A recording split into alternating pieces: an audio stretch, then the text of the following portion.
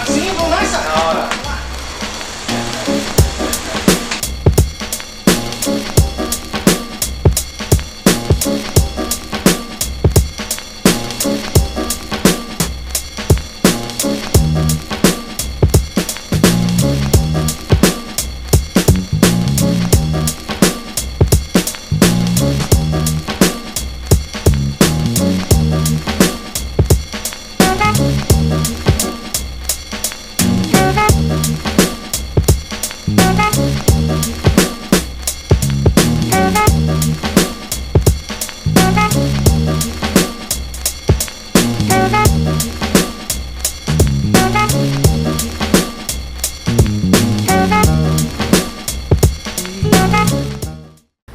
E aí pessoal, tudo bom? Esse cara é publicitário e cartunista e quadrinista também, pode ser assim? Pode falar assim? Uhum. Eu tô com JJ Marreiro. Tudo bom, cara? Olá! Como é que E aí, tá? Sullivan, beleza? Eu quero lhe perguntar alguma coisa. O que é mais importante na história em quadrinho? Ainda é a história? Sim. E não só nas histórias em quadrinhos a história é a coisa mais importante. No cinema, a coisa mais importante é a história. Nos livros, a coisa mais importante é a história. Numa entrevista, a coisa mais importante é a história. Porque o conteúdo é que vai provocar, vai chamar a atenção das pessoas. É o conteúdo que vai gerar conhecimento. Né? Tu é mais roteirista ou mais desenhista? O que tu acha que tu é mais assim? Cara, não sei, acho que se fosse no vôlei antigamente era o pivô, sabe? O cara que joga em todas as posições, né? Então eu faço... Uma espécie de líbero. Então... eu faço roteiro, desenho, arte final, letra, cor, faço capa de livro, faço anúncio. O Raimundo faz tudo da arte, assim, né? Cara, é necessário. É necessário. Deixa eu te perguntar outra coisa, assim, quando foi que tu começou a desenhar? Foi a partir de quando? Quem foi que te influenciou? Tem uma história que eu gosto de contar, eu conto sempre para os meus alunos, que eu tenho um primo mais velho que me deu uma revista rasgada, que ele não queria mais, do Tex, que é um personagem de faroeste, e a revista vinha faltando várias figuras. As figuras mais legais, que ele estava a cavalo, ou então que ele estava atirando nos índios, ou alguma coisa assim, esse meu primo recortava para colar na porta do quarto dele. Na época não tinha esse negócio de adesivo, stickers, tinha pôster, não tinha pôster, não tinha nada disso. Então ele recortava o quadrinho, as cenas que ele mais gostava, e aí as revistas velhas ele me dava, né? E eu ficava olhando e frustrado por faltar algumas cenas, eu comecei a colar uma folha de caderno e ir completando, né? E aí na primeira que eu terminei, eu olhei e disse assim, rapaz, se eu completei essa daqui, eu posso fazer uma inteira sozinho. Né? E aí eu comecei a fazer minhas coisas. Você teve curso, você fez alguma coisa? Eu acho que todo mundo em desenho começa com a vontade sozinho, de desenhar. Né? Começa sozinho. Às vezes os cursos começam a surgir quando você tem um pensamento mais amadurecido. O curso que eu fiz foi de animação. Né? O resto eu aprendi, como se diz, na rua, né?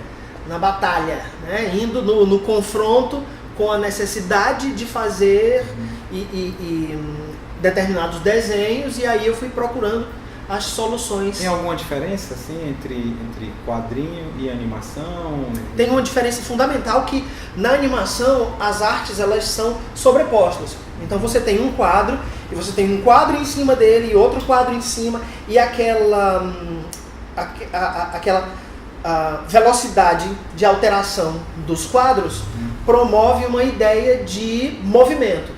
Nas histórias em quadrinhos, as imagens elas não são justapostas, usando um jargão são quadros, a quadra aí cabe essa imaginação. São quadros que são colocados, dispostos um ao lado do outro, e aí o movimento se passa na conclusão que você tem, que você monta na sua mente durante a leitura das... Aquele soco foi com muita força ou não? Exato, entre um quadro e outro você vai ver o que foi destruído, e aí a sua mente leva você para dentro da história, como num livro, né? Só que o livro, a imersão, você exige mais do leitor a questão da imersão, porque você tem que imaginar a descrição que o cara fez do cabelo do personagem, da roupa, do jeito de falar e tal. E nos quadrinhos você tem o apoio da imagem, né? Então a gente acostumado a ver desenhos animados, por exemplo, dos X-Men,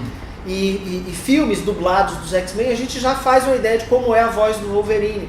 Quando você vai ler o quadrinho, que você vê o personagem e que você começa a ler os balões dele falando, a imagem que vem na sua mente é a voz do dublador, né? Sim, e deixa eu te perguntar uma coisa. Há quanto tempo você já é envolvido com toda essa coisa de história em quadrinhos, assim, a arte Pode dizer? Rapaz, o primeiro trabalho pago que eu fiz foi no final dos anos 80. Deve ter sido em 88, mais ou menos. Eu devo isso ao meu professor de biologia, que eu desenhava na aula dele. E um dia ele me parou e disse: tu tá desenhando na minha aula? Eu disse: puxa vida, professor, desculpa. Ele disse: olha, me procura no intervalo. Aí eu pensei, me lasquei, né? Me lasquei. No intervalo fui falar com ele. E aí ele disse assim: olha, eu quero que você faça um desenho para mim, João, né? Na época eu não assinava JJ. E aí eu disse: como assim um desenho? Eu quero que você desenhe isso aqui. Ele escreveu e tal, descreveu a situação. E aí eu fiz o desenho para ele. No outro dia eu entreguei, né? E de novo na sala dos professores, né? E aí ele disse: olha, eu tenho uma coisa aqui para você. Aí me entregou um envelope, né? Quando eu abri o envelope, tinha dinheiro dentro do envelope. Aí eu disse: mas professor, tem dinheiro aqui dentro. E ele disse: claro, você não trabalhou? Você fez um trabalho, então eu estou remunerando você pelo trabalho que você fez. Eu olhei e disse: pera, quer dizer que eu posso fazer o que eu mais amo na minha vida, que é desenhar, que é contar história, e ser remunerado por isso? Não vou largar mais o osso. Mais, e aí né? continuei. Eu tenho uma história muito engraçada com esse cara. Há muitos anos atrás, na minha adolescência, eu fiz um curso com ele, de história em quadrinho, né?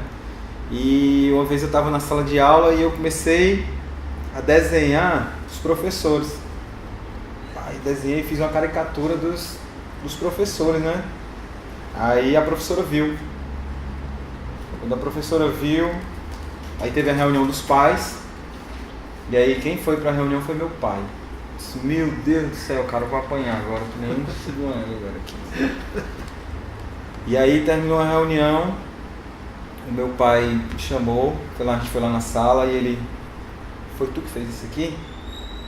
Aí eu: cara, agora, meu Deus, foi eu. Foi eu que assumir, fiz, né? Tal, né?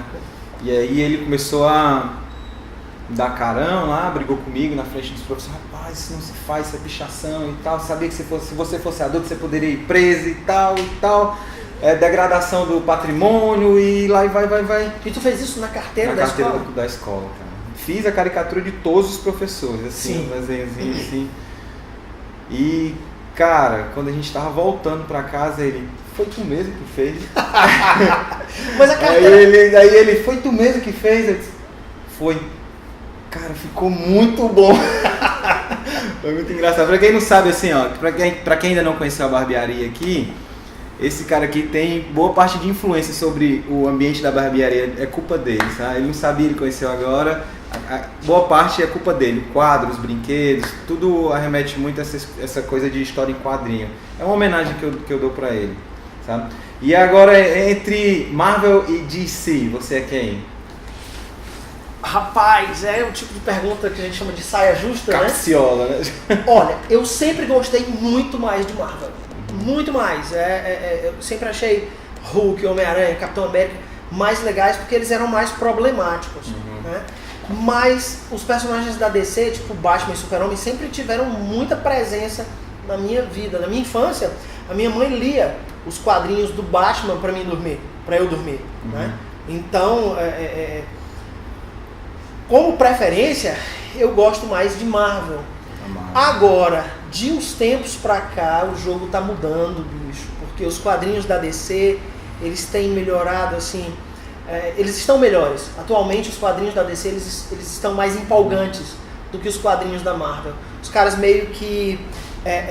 na Marvel, eles andaram descaracterizando muito os personagens Isso não se faz, cara. Se você tem um personagem forte, se você tem um personagem que é conhecido, você não tira as características dele, você não tira ele de cena e bota um novato no lugar só pra ganhar na polêmica.